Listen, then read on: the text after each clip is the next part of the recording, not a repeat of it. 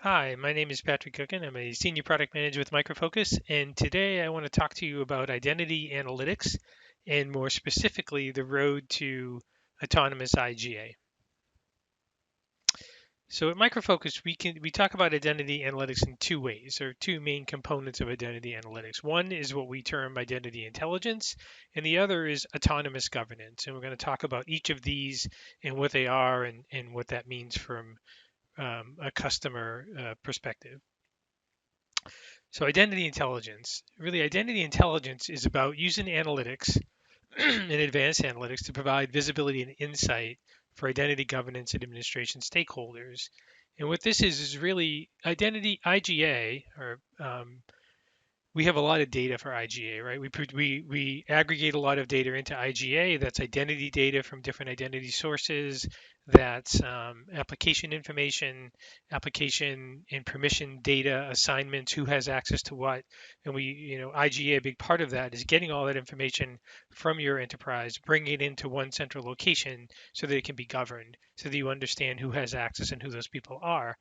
Um, and we also generate a lot of data in IGA. We generate data through running access request and approval processes and through running access certification campaigns, as well as all the various controls that are put in place with IGA around checking for things like separation of duty violations and being able to manage that and remediate that and handle that, as well as fulfillment, right? So we make a decision about something, we then want to carry that out and send that to a system to have that actually taken care of for us, remove this access for someone, for example. So there's lots of data that we generate around this so that we can, we really, and an amazing amount of data, it's very valuable data. And being able to provide a way for people and our customers to analyze that data and get value from that data is what identity intelligence is all about. So the research and analysis desk, that's a part of this identity intelligence where we provide an interface and capabilities somewhat like a business intelligence program for IGA, right? So that's a big part of what identity intelligence is. And that allows customers to do things like do audit preparation, right? In an audit situation, the auditors are asking for information. It needs to be delivered in a timely manner. It needs to be able to span a large time frame or different time frames. So the ability to quickly do that, to be able to answer an auditor's question, do the research quickly, and provide that information to an auditor is a big part of identity intelligence. And then just generally research, right? Strategic research. Maybe you want to do some planning for capacity of your help desk, where you want to know from an IGA perspective, are you expecting more requests or how are requests trending? Do you have to increase the staffing on your help desk? Just something like that. Or very tactical. There's something that's not quite right. We want to adjust something and make some quick tunings to that. How do we do the research to support that? So that's the component of identity intelligence, this research and analysis desk. Very powerful kind of capability that really adds value. The other part is dashboards and reporting. So standard dashboards that we provide out of the box with dashboards to see an overview of the compliance state of the company, or maybe the operational processes like access request and approval. How are they operating? Are they within the time frames that you expect? Are there any bottlenecks and so forth? So we provide dashboards out of the box and reporting, standard reporting for IGA. Um, we provide a large number of standard reports, and we also are providing the ability to do ad hoc dashboards and reporting and self-service reporting. So the ability to create your own dashboard from a pre-configured set of widgets, to share those dashboards, to create your own reports, to do ad hoc reporting, and so forth. That's a big part of IDI, or identity intelligence. And then visualizations. So this is something we're starting to introduce into the product, where we really want to use the ability to provide visualizations to illuminate all that data that we talked about and provide real information to IGA stakeholders. So, for example, a visualization of the entire data catalog, right? What's in that catalog? Who are the users? What are the applications? What are the patterns that might emerge from that visualization around the more heavily used applications or so forth. So being able to really see in a strong visualization what people have access to in your organization and how that varies across the organization. So those are the three kind of primary focus points of identity intelligence. And again, this really is the capability we're providing to get value from the data that we're generating or collecting within IGA. So then the second part, which is kind of the focus of this presentation, is autonomous IGA. And autonomous IGA is really the combination of advanced analytics and automation in order to deliver better governance, really, right? Better capabilities to make it easier. Today, governance and IGA generally is really harder than it should be. It can be very difficult to deploy, implement, and maintain. So that's a problem that we want to solve with autonomous IGA, where today the primary way that people do governance is manual certification processes. And those are very time consuming and resource intensive. And they can also be error prone, and they have a very short shelf life. As soon as you finish this access certification campaign, it starts to get stale. It falls out of your changes happen, people get new access, people lose access, people change jobs, but the state of your governance and your compliance is still the as of the last certification campaign. So we think that the process of asking real people on a regular basis whether someone should have access isn't the way to optimally do that. We want to do it so that we want to make it a lot easier and a lot smarter. So if you look at autonomous IGA and how that changes the way IGA works today is really what we're focused on, right? So in IGA, a big part of IGA is making decisions, right? That's you're asking people, should this person have this access? Should they continue to have that access? Should they not have this access? Is this separation of duty violation okay? Is it not okay? Where are your applications? How do we collect them? So you're asking to be you're asking your non-technical users, generally your business users, to make decisions about access, and they may or may not have enough information to do that. So we want to make it easier for them to make better decisions. Currently in our products and our solution, we do provide as much information as possible to help people make decisions, right? We tell them, well, this permission may be unusual for someone like that person, and we'll do peer group analysis generally based on static information, right? Who this person is and what their attributes are, and maybe how they compare to somebody else. And what we'll do with autonomous IGA is bring much more behavior into that, right? And we'll have it so that rather than having to set those rules and roles and policies, the system will be able to define those and understand those based on behavior and be able to really take decision making to the next level.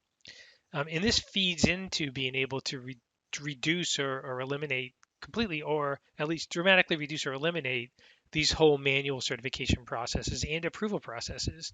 We think that if our decision making by through machine learning and artificial intelligence gets much better, then it ought to be able to make most of the decisions for us. And then all we're asking the business to do is make the exceptional decisions, the ones that are either too critical to trust the machine to make, or that are just somewhat out of normal, right? So that's the ultimate goal, is to eliminate that process and continuously be doing certification and approvals with through AI and machine learning. Detecting anomalous behavior and responding immediately. Again, current state of IGA, we do this, right? We look for things that are unusual, and then we allow you to trigger some kind of remediation for that. The big difference with autonomous IGA is that with autonomous IGA, you won't have to set those baselines, right? You won't have to specify this is what is normal, because specifying what is normal can be really difficult. It can be difficult to specify, configure, and maintain. So if the machines and are through AI and machine learning can identify and understand what is normal behavior, it makes it a much easier, more maintainable system to do this. The automation of role and policy management, this kind of works hand in hand, where a big part of IGA today is defining your role model, defining your policies, defining the rules basically of how you want to govern. And that's a difficult thing to do, and it's a very time consuming and difficult to maintain. And in many cases, that's one of the biggest challenges that people have with IGA solutions, is being able to effectively maintain a very large role model and so forth. So with autonomous IGA, we want to automate that process. We want to be able to take role mining, for example, but take that to the next level and make it much smarter and more intelligent, and be able to proactively learn and feed back into the system to improve it. Proactively addressing identity lifecycle changes. Again, identity lifecycle is the bread and butter of IGA, right? We want to be able to handle when people join the company, when they move between different positions and departments in the company, when their responsibilities change, or when they leave the company. And we do a good job with that today. But with autonomous IGA, we want to be, again, taking it to the next level. So rather than having to rely on a set configuration of this means someone moved if they change their department, we want to have a system that's smarter than that, that by behavior and by being able to do real peer group analysis, understand if somebody is going to be their life cycle, their identity life cycle will be changing, and proactively take changes or take action on that. And then the last one, automatically discovering new access and entitlements in real time. Currently, most IGA solutions rely on periodic collection of data from identity sources and from applications. And you have to know where those identity sources are and where those application sources are, and configure them and wire them up, and then have the system collect them. And again, that's generally not done in a real-time streaming fashion. It's done in periodically in a scheduled way. Well, let's go every week and collect this data, or maybe for very critical systems on a more frequent basis, but it can be a real burden on the system in general. So what we're doing with autonomous IGA is smoothing that out, as well as being able to detect um, things that you don't know about, right? So rogue shadow IT and rogue administration. So when a department starts using an application that's not under the governance system, maybe it's a SaaS solution that they've decided to start using, a good autonomous IGA system will be able to see that, understand that, and take action based on that.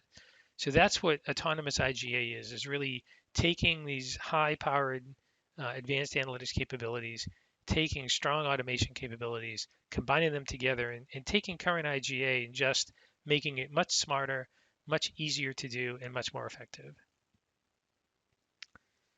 So getting there, which was the kind of topic that I wanted to talk, the subject of this presentation that I wanted to talk about, was the road to getting there. The nirvana of autonomous IGA, where it's the solutions doing most of the work for you, is a really good goal, and it's really something that's what we strive for, right? We want to get to the point that we're using these capabilities that you don't have to worry about it, right? That the systems are managing this for you. But that's not going to happen overnight. It's going to take a while to do that. So I think that the road to autonomous IGA is going to be very similar to the road to autonomous vehicles. So autonomous vehicles, fully self-driving cars, are still a ways off, right? As far as putting them in production, in practice, right? Having them most of the cars on the road are driving themselves. That's a fair ways down the road. But vehicle makers, automakers, they started introducing a lot of capabilities to enable autonomous vehicles and that provide immediate value and that build off of each other. So as they started to introduce these capabilities, they're available in cars, and a lot of them are now available just as a standard equipment in many cars. But as an example, GPS navigation. I mean, that's something that everybody just has today. Everyone expects it. But from an autonomous vehicle perspective, absolutely critical, right? If you want a car to drive itself, it has to know where it's going. It has to know what turns it has to make. It has to know the directions and all of those things, right? So it needs to be able to understand where it's going. In a corollary for autonomous IGA would be an AI-based recommendation service. So this AI-based recommendation service is the ability to provide recommendations and guidance, similar to GPS navigation. What should I do here? What road should I take? How should I do that? So that is something that we'll be introducing as one of the first components of autonomous IGA, this ability for a very smart recommendation service to provide information to decision makers. And initially, that's how we see this happening, where a person is being asked to make an approval or to do a certification, and we'll say, here's our recommendation based on our understanding of the behavior and everything else. Here's what you should make. Here's the decision you should make. And another thing this will do is really help to build confidence in users and customers that the AI-based system will be effective and will be correct, right? Be accurate. So as the recommendation service is being used and it's making good decisions, the trust will happen where an organization will start to trust the recommendation service more and more, and they'll start to be able to be confident that they'll be able to reduce the number of decision points that they have to make because the system will be good enough to make that.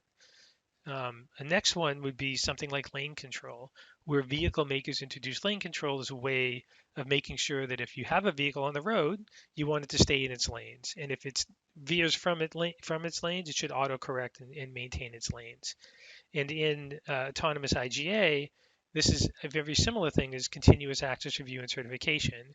If we're able to say we want to keep you in your compliance lane, right? We want to avoid permission drift, right? We want to make sure that if something changes, we make sure that it's appropriate, right? And if it's not appropriate, we want to correct it. So that's the idea of this continuous access review and certification.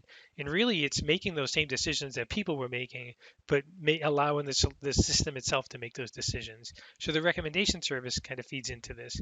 And I can envision a point where an organization that's looking to adopt an autonomous IGA solution or leverage more advanced analytics in the solution could run their standard periodic certifications. They do their quarterly certifications with real people, and in parallel, running the same certification, but with the reviewers being the recommendation service, and then comparing the results, and hopefully getting to the point where the confidence in that system, they have more confidence that the solution, the machine learning, and the AI solution is delivering better results than the manual solution. Because the manual solution, people oftentimes just rubber stamp the certification, right? Or if it's an approval, sure, they don't really consider the impact of that, where the solution can really do that.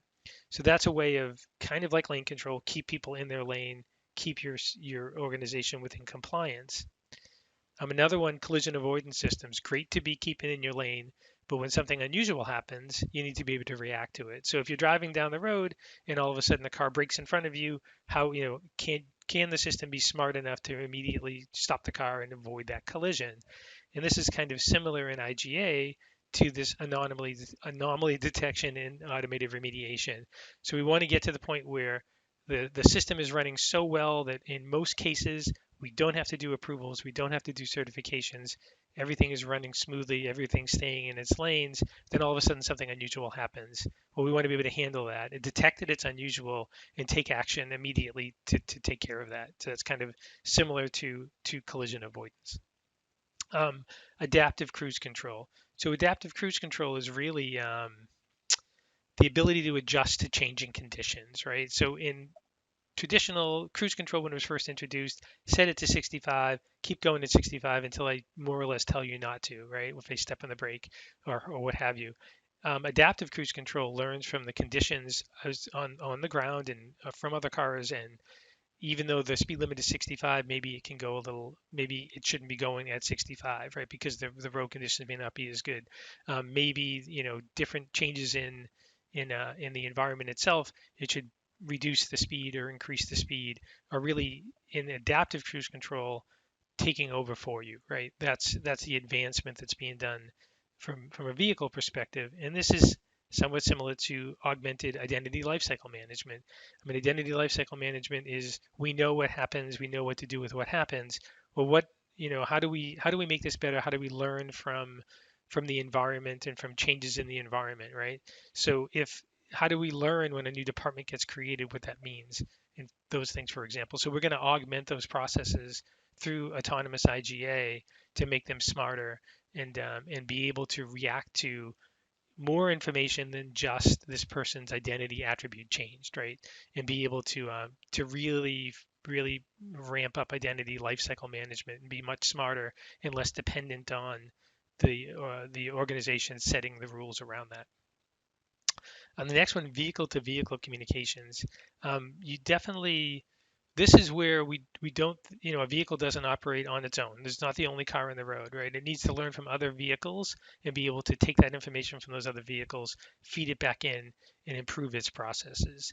And that's somewhat similar to this intelligent IAM rules and access policies capability, where instead of just defining your role model and continually trying to keep that in check and react manually to those things that happen in your organization, those changes, a system that's smart enough to understand those changes automatically either suggest improvements or make those improvements in your rules and policies. This is a huge capability, right? If we get to the point of really of having this capability, of really robust capability around this, and eliminating the need for the organization to set these policies, it's really changes the way that IGA and IAM really works. And then finally, my last little analogy is sign recognition. Um, autonomous vehicles are, yeah, it's relatively easy to recognize a stop sign or a yield sign or a speed limit sign, right? That technology is pretty straightforward. But recognizing that a person is standing in the road with a sign that says detour or a sign that says slow construction, what have you, is much more complicated, much harder, right? So being able to recognize not just standard signs, but other, kind of ad hoc signs and being able to understand them is a really important part of getting to self-driving vehicles. And this is kind of similar to access discovery within Autonomous IGA, where it's kind of easy to know, well, there's my identity source, it's Active Directory, I wire it up, and that's what's going to happen, right? Here's my application, the same thing, but it's really a lot more difficult to know, wow, all of a sudden I'm noticing that people are using some kind of SaaS application. Um, how do we bring that into governance, right? Or at least alert people that there's a need for this, that there's something happening. So that's kind of a similar case there. And then in all of these combined, again, they build across on top of each other. If you have a recommendation engine, that will allow you to do continuous access review and certification. If you're doing that, then you're able to do most of your focus on that continuous going down the road in compliance, but then you're also able to do anomaly detection when bad things happen, right? And all of these feed into each other. And eventually you get to that point where you have self-driving vehicles and self-driving or autonomous IGA, where the organization really can take their hands off the wheel and really reduce a lot of the, not just the effort, the time, and the money that's involved, but have a better solution, a solution that's more compliant, a solution that's more secure. And that's the ultimate goal of autonomous IGA. So if we look at these capabilities, we are currently developing these capabilities and we're going to introduce them incrementally, right? So we're currently in development with an AI-based recommendation service, and that recommendation service will be the foundation to drive a lot of the other capabilities. Will be in line, we'll recommend people, you have to make this approval, here's our guidance, but then we'll start to apply it towards this continuous access review and certification. Um, Following that, we'll do the behavioral based anomaly detection with automated remediation, augmented identity lifecycle management, intelligent role and IAM policy management, and then real-time access and entitlement discovery.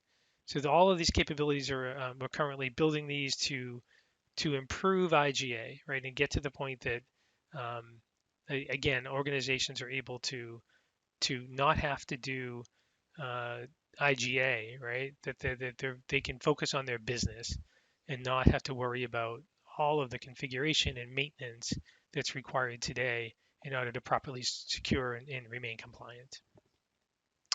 So that's my presentation. I hope that was interesting to you. Thank you very much.